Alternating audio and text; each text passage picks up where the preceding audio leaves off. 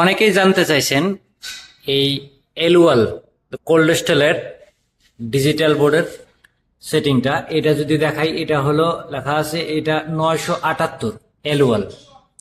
এটা ডিফ্রস্ট আছে, fan setting আছে, সমস্ত কিছু এটাতে আছে। তা আমি প্রথমে দেখাবো এর ডিফ্রস্ট এবং সেটিং।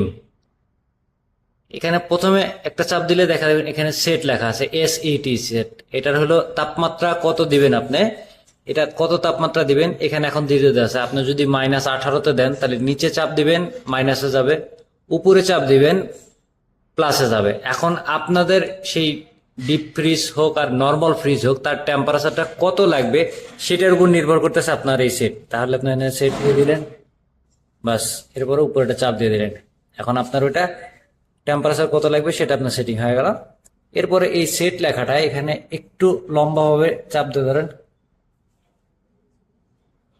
3-4 সেকেন্ড। এখানে DIF ডিফারেন্সিয়েশন, আপনার কম্প্রেসারটা যত টেম্পারেচারে যা বন্ধ হবে তারপরে স্টার্ট হবে কত, এখানে যদি দেখেন DIF এখানে দিলেন 3। তার মানে আপনার কম্প্রেসার যদি -18তে যায় বন্ধ হয় তাহলে 3 টেম্পারেচার কমার পরে এসে স্টার্ট হবে। সেটা হলো যখন 15তে আসবে তখন আপনার কম্প্রেসার অটোমেটিক স্টার্ট হয়ে যাবে। এটা হলো ডিফারেন্সিয়েশন। এরপরে নিচের দিকে যদি আসেন,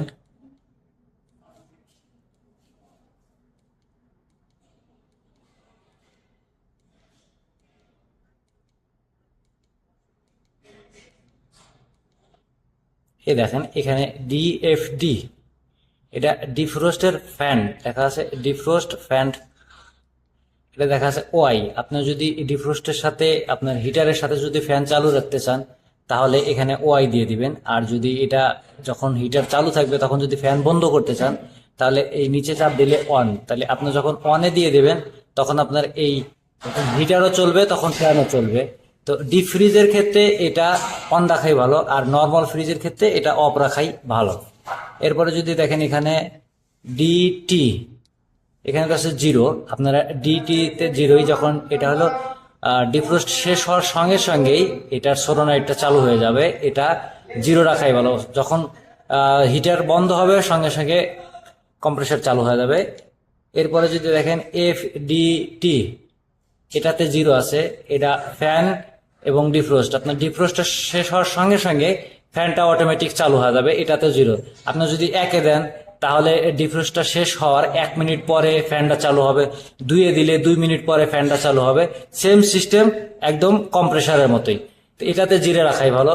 এরপরে এখানে FST, এখানে হলো ফ্যান, আপনার এটার ফ্যান সেন্সর আছে। এখানে FST, আপনার এই ফ্যানটা যদি আপনার এখানে 50 দেওয়া আছে, 50 ডিগ্রি তাপমাত্রা পর্যন্ত যখন থাকবে ততক্ষণ ফ্যানটা চলবে। আর যদি এটা আপনার নিচের দিকে দেন, যদি নিচে দেন, এটাতে যদি 5-এ দেন কি 6-এ দেন, আপনার ফ্যান যখন রুমের টেম্পারেচার যখন আপনারা 10-15 বা যেটাতেই দেন, 35-এ দেন, 35 থাকলে এটা মনে করেন ওই ফ্যানটা বন্ধ হয়ে যাবে। আর এটা সবসময় 40, 35 বা 50-এর কাছাকাছি রাখার চেষ্টা করবেন, তাহলে আপনার রুমের ভিতর যত টেম্পারেচারটাই থাকুক না কেন এটার ফ্যানটা অটোমেটিকলি চলতে থাকবে। এখানে DST, এই DST তে যদি যান এখানে দেখেন টেম্পারেচার 12। তার মানে আপনার এই DST হলো ভিতরে আপনার কত টেম্পারেচার আছে এবং এই ডিফ্রস্টটা কত টেম্পারেচার ছাড়বে এটা। এখন এখানে দেখা যাচ্ছে 12, মানে এখানে যতক্ষণ 12 পর্যন্ত টেম্পারেচার ভিতরে থাকবে ততক্ষণ পর্যন্ত আপনার হিটারটা রানিং থাকবে। এটা হলো DST। এরপরে যদি আসেন DET, এই DET-তে আপনার কতক্ষণ আপনার এই টেম্পারেচার বা হিটারটা চলবে। এখানে দেখেন 30 মিনিট দেওয়া আছে। আপনি যদি 30 মিনিট দেন বা 35 মিনিট দেন বা 25 মিনিট দেন, আপনার যখন যতটুক টাইম লাগবে আপনার এই হিটারের, এইটা হিটার চলবে। এটা হলো DET। এরপরেরটা দেখেন DIT, মানে আপনার DIT-তে বোঝাইতেছে আপনার এই ডিফ্রস্টটা কত ঘন্টা পর পর ডিফ্রস্টে ঢুকবে। যদি এখানে দেখেন এখানে 4 ঘন্টা দেওয়া আছে, আপনার 4 ঘন্টা পর পর এই ডিফ্রস্ট বা হিটারটা আপনার চালু হবে।